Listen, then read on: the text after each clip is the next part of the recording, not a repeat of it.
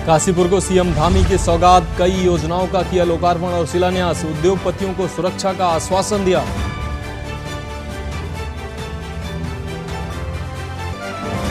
ज्ञानवापी की एसआई सर्वे को लेकर संतों में खुशी, श्री महंत रविंद्रपुरी महाराज ने फैसले का किया स्वागत, बोले कोर्ट का फैसला ऐतिहासिक। चमोली हादसे में मामले में कार्रवाई, सस्पेंड इंजीनियर समेत 3 आरोपी गिरफ्तार, कंट्रोल पैनल से फैला था करंट। देहरादून में डेंगू के 5 नए मामले सामने आए, जिले में डेंगू के कुल 72 मामले, विपक्ष ने सरकार की तैयारियों पर उठाए सवाल। भारी बारिश से उत्तराखंड में आई आफत, 3 नेशनल हाईवे समेत 247 सड़कें बंद हुई, प्रशासन सड़कें खोलने में जुटा। और डोईवाला में एरो सिटी को लेकर बवाल, प्रशासन के खिलाफ भड़के लोग, डीएम बोले बहकावे में आने की जरूरत नहीं। आप देख रहे हैं के न्यूज, खबरों का सारथी। नमस्कार, खबरों उत्तराखंड में आपका स्वागत है। मैं हूं आपके साथ मनोज मानस। रुक करेंगे खबरों का नैनीताल शहर के मल्लीताल में शत्रु संपत्ति मेट्रोपोल में चिन्हित 134 अवैध निर्माण के ध्वस्तीकरण की बड़ी कार्रवाई शनिवार सुबह से ही शुरू हो गई। प्रशासनिक व पुलिस अफसरों की मौजूदगी में एक साथ 10 बुलडोजर गरज रहे हैं। अब तक 25 से अधिक मकानों को जमींदोज किया जा चुका है। ध्वस्तीकरण की कार्रवाई से पूरे शहर में हलचल का माहौल है। शुक्रवार को हाईकोर्ट से अतिक्रमणकारियों की याचिका खारिज होने के बाद प्रशासन व पुलिस ने चिन्हित घरों को खाली कराने का अभियान छेड़ दिया था। अतिक्रमण की जद में आए लोगों ने खुद ही घर खाली किए और सामान समेटकर अन्यत्र जगह चले गए। रात भर अतिक्रमण की जद में आए लोगों ने अपने घरों की छतों को उखाड़ा। बारिश के बाद लोग चले गए। सुबह मौसम खुलने के बाद प्रशासन ने बुलडोजर मौके पर उतारकर ध्वस्तीकरण अभियान शुरू कर दिया, जो लगातार अभी तक जारी है।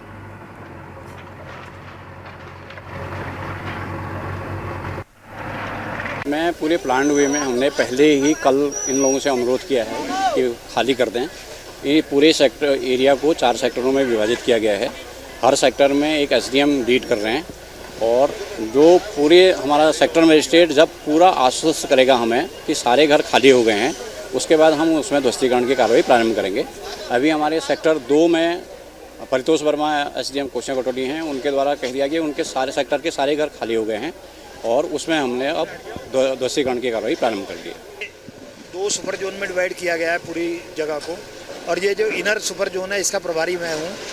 हमारे इस पूरे क्षेत्र में 6 गजेटेड अफसर्स की ड्यूटी लगाई गई है, जो राजपत्रित अधिकारी हैं, जो अपने जोन में व्यवस्था को सुनिश्चित कर रहे हैं। और जो हमारे राजपत्रित अधिकारी हैं उनके ज्यूरिडिक्शन में एसओ और इंस्पेक्टर की ड्यूटी लगाई गई है।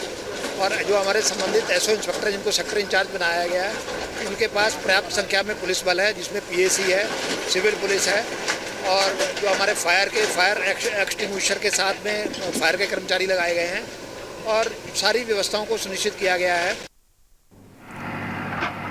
और इसी खबर पर हमारे संवाददाता कांतापाल इसी खबर पर हमारे साथ जुड़े हुए हैं। कांतापाल, अगर बात की जाए 134 अवैध निर्माणों पर बुलडोजर का एक्शन हुआ है, क्या अहम अपडेट है इस खबर पर? जी बिल्कुल, मैं आपको बता दूं कि जो ये शत्रु संपत्ति है मेट्रोपोल की, इसमें 134 यहाँ पे अतिक्रमणकारी थे, जिनको जो जिला प्रशासन ने 15 दिन का नोटिस दिया था कि समय पर अपना जो सामान है यहाँ से खाली कर लें। इस नोटिस को लेकर जब ये अतिक्रमणकारी हाईकोर्ट पहुंचे कल शुक्रवार को, तो वहाँ शुक्रवार में इनकी याचिका को जो है खारिज कर दिया गया। उसके बाद जो पुलिस प्रशासन की टीम है वो लगातार यहाँ पे मुनादी कर रही थी कि जो भी अतिक्रमणकारी हैं वो अपना सामान लेकर सुरक्षित स्थानों पे चले जाएं, ताकि जो आज से ध्वस्तीकरण की यहाँ पे कार्रवाई होनी है उनके सामान को किसी प्रकार की क्षति ना हो। जिसके चलते कई अतिक्रमणकारियों ने जो यहाँ पे है अपना सामान जो है वो खाली कर दिया था, लेकिन कुछ अतिक्रमणकारी जो थे वो सामान खाली नहीं कर पाए थे, तो उन्हें मौका दिया गया था कि सुबह तक ये अपना सामान खाली कर दे। जिसके बाद जिला प्रशासन की टीम यहाँ पे 10 बुलडोजरों को लेकर पहुंची है और जो यहाँ पे मकान है, जो अवैध रूप से यहाँ पे मकान कब्जे करके बनाए गए थे, उनके ध्वस्तीकरण की कार्रवाई शुरू करते हुए लगभग 70% जो यहाँ पे है अवैध मकान, उनका ध्वस्तीकरण किया जा चुका है। 30% जो मकानों का ध्वस्तीकरण की प्रक्रिया अभी जारी है, जिसको लेकर जिला प्रशासन और भारी पुलिस बल यहाँ पे तैनात है। जी हाँ कांतापाल, अगर बात की जाए इन अतिक्रमणकारियों में बहुत से लोग ऐसे होंगे जिनके पास वैकल्पिक आवास नहीं होंगे, तो उनके पुनर्वास की क्या व्यवस्था की गई है अभी फौरी तौर से?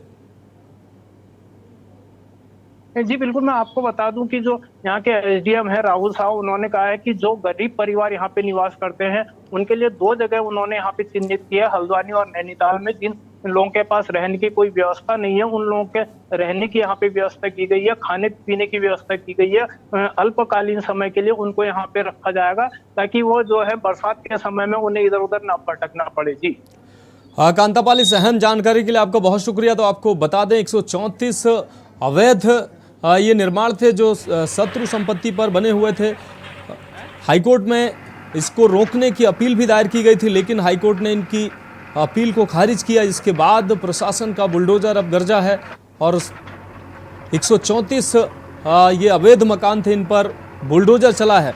आपको बता दें कि तमाम इनमें से ऐसे परिवार थे जिनके पास वैकल्पिक आवास की व्यवस्था नहीं थी। प्रशासन ने उनके लिए व्यवस्था की, उनके खाने पीने और रहने की फौरी तौर से व्यवस्था की है।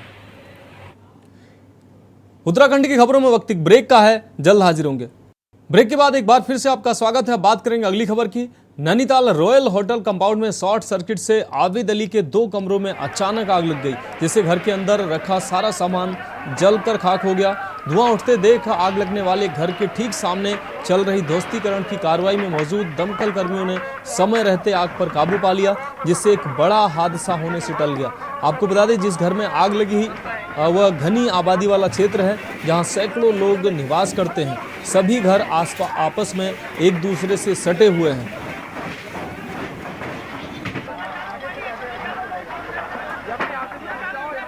आज मेट्रोपोल शत्रु संपत्ति में अतिक्रमण हटाया जा रहा था, उसी दौरान सामने के घरों में कहीं शॉर्ट सर्किट से कमरे में आग लग गई। चूँकि फायर टेंडर वहां पर मौजूद था, तुरंत हम लोगों ने वहां पर एक्शन लिया और आग को अनियंत्रित होने से पहले ही कंट्रोल कर लिया, बुझा दिया गया। रास्ता नहीं था, चूँकि छतों के जरिए सीढ़ी लगा करके हम लोग वहाँ विषम परिस्थितियों में पहुँचे, लेकिन आग को कंट्रोल कर दिया गया है। जान माल की कोई क्षति नहीं हुई है। अगली खबर काशीपुर से है, जहां बाजपुर रोड स्थित Kumaon Garhwal chamber of commerce and industry KGCI के नवनिर्मित भवन का उत्तराखंड प्रदेश के मुख्यमंत्री पुष्कर सिंह धामी ने लोकार्पण किया है। धामी के काशीपुर पहुंचने पर औद्योगिक क्षेत्र के उद्योगपतियों ने उनका जोरदार स्वागत किया। इस दौरान KGCCI का वेंकट हॉल उद्योगपतियों से खचाखच भरा था। इस दौरान इंटेलिजेंस और पुलिस प्रशासन पूरी तरह से मुस्तैद नजर आया। इस दौरान प्रदेश के मुख्यमंत्री पुष्कर सिंह धामी ने उद्योगों में आ रही परेशानियों को दूर करने का आश्वासन भी दिया। उन्होंने कहा कि उत्तराखंड के काशीपुर में जो उद्योग लगे हैं उस पर सरकार की पूरी नज़र है, किसी भी सूरत में उद्योगों को पलायन नहीं करने दिया जाएगा। उन्होंने कहा कि अगर उद्योगपतियों को कोई परेशानी होगी तो उसको दूर किया जाएगा। इसके बाद धामी ने नगर निगम के विकास कार्यों के लोकार्पण और शिलान्यास में भाग लिया। ये बताया गया है कि वो मिट्टा जी के पीछे बैठे हैं, हमारे जिलाधिकारी जी के बगल में। जिलाधिकारी जी दिव्य और भव्य भवन। मैं अभी अशोक जी से पूछ रहा था कि ये पूरा नया बना है। अगली खबर चमोली से है, जहां 18 जुलाई की रात्रि को सीवरेज ट्रीटमेंट प्लांट में ऑपरेटर का शव प्लांट के बाहर सीढ़ियों के पास मिला था, जिसके बाद ग्रामीण और अन्य लोग मुआवजे की मांग को लेकर घटना स्थल पर पहुंचे थे। उसी दौरान चारों तरफ करंट फैल गया था, जिसमें 16 लोगों की मृत्यु और 11 लोग घायल हो गए थे, जिसके बाद मुख्यमंत्री ने घटना की जाँच के आदेश दिए थे। बता दें कि पुलिस टीम द्वारा कार्रवाई करते हुए घटना में संलिप्त 3 अभियुक्तों को गिरफ्तार किया गया है।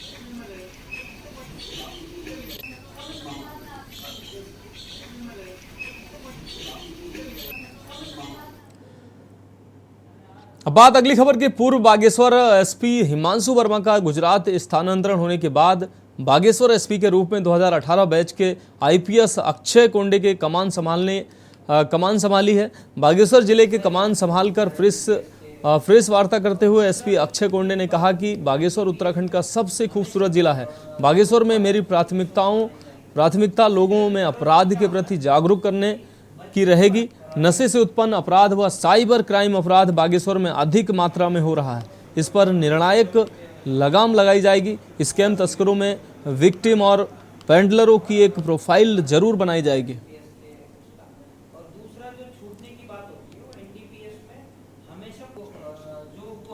बागेश्वर बहुत ही उत्तराखंड का सबसे खूबसूरत डिस्ट्रिक्ट है मैं कहूँगा। और बाबा बागनाथ के भूमि में मुझे काम करने का अवसर मिला, ये मेरे लिए बहुत सौभाग्य की बात है। जो क्राइम प्रोफाइल हमारा यहाँ पे है, यहाँ ज़्यादा से ज़्यादा फोकस मेरा कम्युनिटी पुलिसिंग पे रहेगा। ड्रग्स हो या वाइल्ड लाइफ क्राइम हो, इसमें अधिकाधिक काम करेंगे। साइबर क्राइम एक उभरता क्राइम बागेश्वर में देखा जा रहा है, इसमें 100% रजिस्ट्रेशन होगा और जितना हो सके उतना हम इसमें काम करेंगे। मोस्टली अवेयरनेस फ्रंट पे कुछ समस्याएं जो कल से मुझे अलग अलग लोगों द्वारा या मीडिया बंदियों द्वारा बताई जा रही, चाहे शहर में ट्रैफिक का इशू हो या ड्रग्स हो या पुलिस के वेलफेयर का इशू हो, तो इस पे भी बहुत प्रोएक्टिवली अब बागेश्वर में काम किया जाए। खबर हरिद्वार से है, जहां ज्ञानवापी मामले पर कोर्ट के नए आदेश जारी होने से संत समाज में खुशी की लहर है। बता दें कि ज्ञानवापी मामले में अब वाराणसी कोर्ट के द्वारा एएसआई सर्वे की इजाजत दी गई है। बता दें कि अखिल भारतीय अखाड़ा परिषद के अध्यक्ष श्री महंत रविंद्रपुरी महाराज का कहना है कि काशी प्राचीन शिव नगरी है, हिंदू धर्म शास्त्रों में इसका वर्णन है। कोर्ट द्वारा जो फैसला दिया गया है इसका संत समाज स्वागत करता है। इसके साथ ही आदि योगी महाराज का कहना है कि कोर्ट का ऐतिहासिक फैसला है, क्योंकि यह विशेष आस्था का नहीं मानवता का मामला है। हम कोर्ट को धन्यवाद देते हैं जो उनके द्वारा इस तरह का फैसला दिया गया।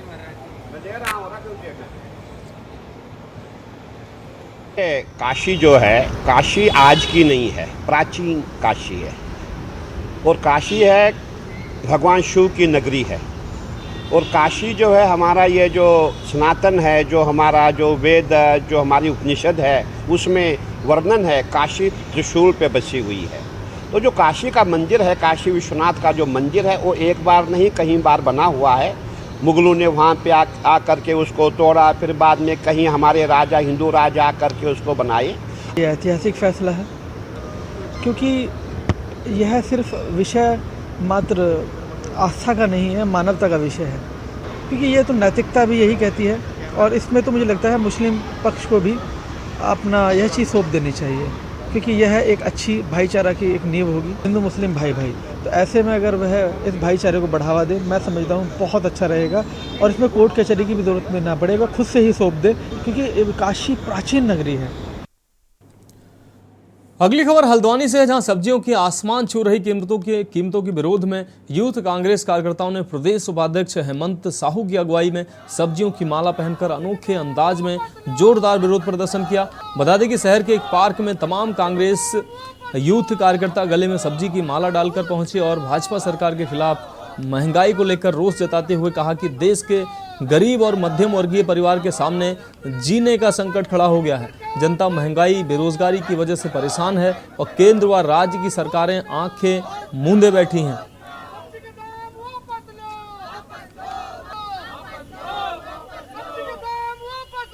ये कहते हैं ना कि महंगाई डैन खाई जाते हैं, केवल ये पंक्ति मात्र नहीं है।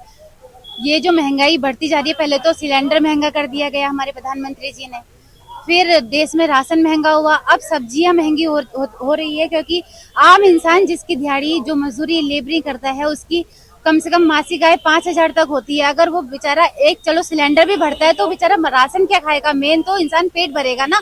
अगर वो पेट के लिए सब्जियां नहीं खा पाएगा, तो अगर थक हार के आता है, शाम को थाली से उसका निवाला छीना जाएगा, तो जनता क्या करेगी? इसीलिए हमारा सरकार से ये निवेदन है कि सब्जियों के, राशन के और सिलेंडर के दामों में घटती की जाए। दाम आसमान छू रहे हैं, जनता परेशान है। जनता के थाली से पहले दाल और राशन के अन्य वस्तु, मसाले सब गायब हो गए थे, लेकिन अब सब्जी भी खाने के लिए जो एक गरीब आदमी का विकल्प था वो भी खत्म होता जा रहा है। आज हर सब्जी करीब 200 रुपए के आसपास पहुंच गई है। और अगर ओरिजिन निकाले तो लहसुन की बात करें, टमाटर की बात करें, अदरक की बात करें, आलू प्याज, सब कुछ जनता की, गरीब आदमी की पहुंच से दूर होता जा रहा है। लगातार हर चीज में महंगाई है। अगर हम नहाने के साबुन की बात करें तो वो भी 5 रुपए वाला साबुन 50 रुपए का हो गया है। अगर हम बात करें मसालों की तो वो भी आसमान में है। तो जनता क्या करे? जनता के सामने जीने का संकट खड़ा हो गया है, जिसके विरोध में आज यूथ कांग्रेस के कार्यकर्ता यहाँ पर प्रदर्शन कर रहे हैं। हम लोग मांग कर रहे हैं तत्काल जो ये कीमतें बढ़ रही है सब्जी की, दालों की, खाद्य वस्तुओं की, इन पर अंकुश लगाने के लिए केंद्र और राज्य सरकार ठोस नीति बनाए। उत्तराखंड की खबरों में वक्त एक और ब्रेक का है, जल्द हाजिर होंगे। आप देख रहे हैं के न्यूज, खबरों का सारथी। ब्रेक के बाद एक बार फिर से आपका स्वागत है। बात करेंगे अगली खबर की। डोईवाला में बनने जा रहे एरो सिटी और इंटीग्रेटेड टाउन सिटी को लेकर जहां लोग दुविधा में हैं, तो वहीं इससे प्रभावित होने वाले हर व्यक्ति डर के साए में जी रहा है। जबकि डोईवाला तहसील प्रशासन ने डोईवाला क्षेत्र में लगातार हो रही पंचायतों को लेकर अपना रुख साफ करते हुए कहा है कि अभी सरकार की कोई ऐसी मंशा नहीं है जिसमें लोगों की जमीन ली जा रही हो। बता दें कि इन दिनों डोईवाला क्षेत्र में जगह जगह गांव के लोग किसानों के साथ मिलकर भारत सरकार के नए शहर बसाने की योजना का भारी विरोध कर पंचायत के माध्यम से शासन प्रशासन को ऐसा कोई कार्य न करने की चेतावनी दे रहे हैं जिसमें लोगों की जमीन का अधिग्रहण होगा। क्षेत्र में हो रही पंचायतों को लेकर स्थानीय प्रशासन अलर्ट हो गया है और लगातार लोगों से अपील कर रहा है कि ऐसी अभी किसी के बहकाव में आने की ज़रूरत नहीं है, क्योंकि स्थानीय प्रशासन के पास ऐसा कोई प्रस्ताव नहीं आया है और ना ही राज्य और ना ही केंद्र सरकार की ओर से ऐसा कोई प्रस्ताव आया है जिसमें उनकी जमीनों का अधिग्रहण होगा।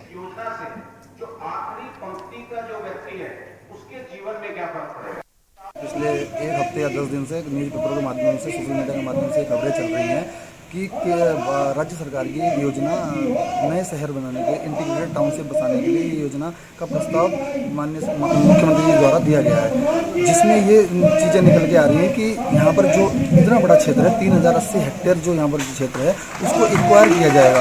उसमें जितनी भी भूमि, निजी भूमि है, कृषि भूमि, हमारा कृषि क्षेत्र है, सारा कृषि के क्षेत्र में हमारे डोईवाला मिल में यहाँ से हमारा गन्ना जाता है, तो उसी पे जीवन यापन यहाँ लोग कर रहे हैं। उसके लिए सभी लोग बहुत ज़्यादा डरे हुए हैं। साथियों, डर, जमीन छीनने का डर जो भय है वो सबसे बड़ा भय पूरी पब्लिक के बीच में आ चुका है, क्योंकि जो सोशल मीडिया के ऊपर अखबारों में डेली आ रहा है कि एक मेट्रो सिटी, एरो सिटी, कई तरह की सिटियों के नाम आ रहे हैं कि जो इस क्षेत्र में बनाई जाएगी, क्योंकि चारधाम यात्रा यहाँ से शुरू होती है, एयरपोर्ट यहाँ पे बगल में है, तो इस चीज़ का भय आम पब्लिक में भी है कि हो सकता है कि इस तरह की सिटी यहाँ पे बनाई जा रही हो, क्योंकि एयरपोर्ट का फायदा आम बड़े नेताओं को या बड़ी सिटी बनने से उन लोगों को, जो बाहर के लोग यहाँ पे आएंगे, उन लोगों को एयरपोर्ट का फायदा मिलने वाला है सीधा सीधा। समाचार पत्रों के माध्यम से और अन्य लोकल लोगों से ही पता चला है इस संबंध में, तो हमने आज इन लोगों को बुलाया था जो लोग उनको लीड कर रहे हैं कि आपको ये खबर जो भी है वो हमको भी दिखाइए साक्ष्य, क्योंकि हमारे पास अभी कोई ऐसे निर्देश है नहीं। तो उनसे हमने लिया तो वो कह रहे हैं कि हमें केवल समाचार पत्रों में कोई खबर आई होगी उसका संज्ञान लेते हुए हम कर रहे हैं। तो उनको बता दिया गया है कि जब तक आदेश नहीं होता विधिवत तब तक आप इस तरीके से नहीं करेंगे, और साथ में जो है कानून व्यवस्था बनाए रखेंगे, मौके पर शांति व्यवस्था बनाए रखेंगे, और इस तरीके से आप नहीं करेंगे। अगली खबर रुड़की से है, जहां इंटर कॉलेज के शिक्षक की गिरफ्तारी की मांग को लेकर शिक्षण संस्थान के शिक्षक व शिक्षिकाएं गंगनहर कोतवाली पहुंचे। उन्होंने कहा कि सभी शिक्षक प्रधानाचार्य के साथ हुई अभद्रता से नाराज हैं। आपको बता दें कि 2 दिन पहले बीएसएम इंटर कॉलेज के प्रधानाचार्य की ओर से दी गई तहरीर में कॉलेज के शिक्षक पर अभद्रता करने का आरोप लगाया गया था, साथ ही उसकी गिरफ्तारी की भी मांग की गई थी। इसी को लेकर सभी शिक्षक कोतवाली पहुंचे थे। को बदनाम करने का प्रयास कर रहे हैं कुछ कतिपय लोग, जो अपने समाज के साथ साथ हमारे संस्थान को बदनामी का काम कर रहे हैं। कोतवाली पहुंचे थे, क्या मामला? कोतवाल से मिले हैं आप, किसी गिरफ्तारी की मांग को लेकर पहुंचे? जो लोग बीएसएम शिक्षण संस्थान को बदनाम करने की कोशिश कर रहे हैं, कुत्सित प्रयास कर रहे हैं, उनके खिलाफ हम आए हैं कि उनकी गिरफ्तारी हो।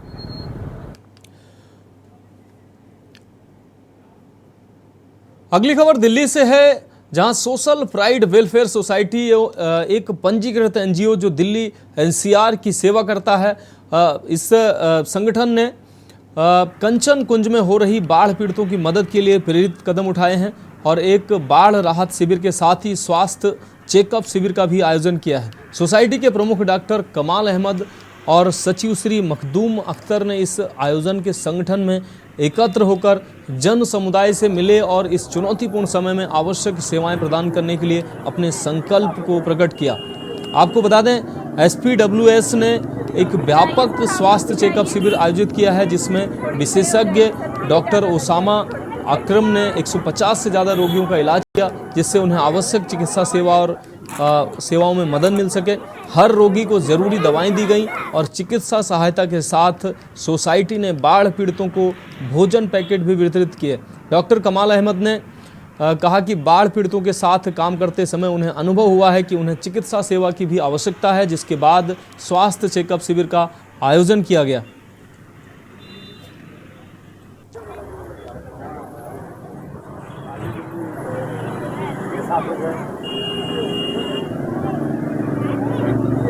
जाइए सर, आप लोग भी जाइए, थोड़ी खड़े हो जाइए सर, भीड़ ज़्यादा लग जाएगी, थोड़ी। आज हम लोग यहाँ इकट्ठा हुए हैं सोशल ब्राइड वेलफेयर सोसाइटी के बैनर के तले, जिसका 12-15 दिन से लगातार फिलैंथ्रोपिक काम बहुत चल रहा है और इस काम में डेली खाने का डिस्ट्रीब्यूशन और आज खुसूसी तौर पर मेडिकल कैंप लगाया गया है। इसके लिए मुबारकबाद के हकदार हैं तो पूरी टीम है और इस टीम के सरबराह हैं डॉक्टर कमाल। डॉक्टर कमाल साहब कब से कर रहे हैं और क्या क्या कर रहे हैं? पिछले 10 दिनों से, जब से ये आपदा आई हुई है और रात में मुझे मालूम हुआ, सुबह से हम लोगों ने ये काम शुरू किया। सुबह से हम लोगों को नाश्ता करा रहे हैं, खाना खिला रहे हैं। पिछले 10 दिनों से ये काम जारी है और ये काम करते हुए हमने देखा कि यहाँ पे बहुत सारी बीमारियाँ फैल रही हैं, तो मैंने ये सोचा कि बीमारियों का भी कुछ इलाज किया जाए। तो इसके लिए आज हमने हेल्थ कैंप इन लोगों के लिए लगाया, खाना भी डिस्ट्रीब्यूट किया। करीब 100 लोगों को हमने खाना दिया है और 150 लोग अभी तक देखे जा चुके हैं। वैसा भी इसकी आपको प्रेरणा कहाँ से मिलती है? कुदरती इसकी प्रेरणा हमें मिलती है और हमारा जी चाहता है कि हम इन लोगों के लिए, जो गरीब मजलूम लोग हैं, जो खुद से अपना काम नहीं कर पा रहे हैं, किसी तरह से किसी वजह से मजबूर है, तो हम उनके लिए कुछ काम करें, उनके लिए कुछ इंतज़ाम करें जिससे वो उनकी ज़िंदगी आसान हो जाए। क्या इसमें आपकी कोई साझेदारी भी रहती है? लोग अपना अपना योगदान देते हैं? नहीं, कुछ लोग हमारे कुछ फ्रेंड्स हैं जो अपना योगदान भी देते हैं, वैसे ज़्यादातर साझेदारी हमारी अपनी।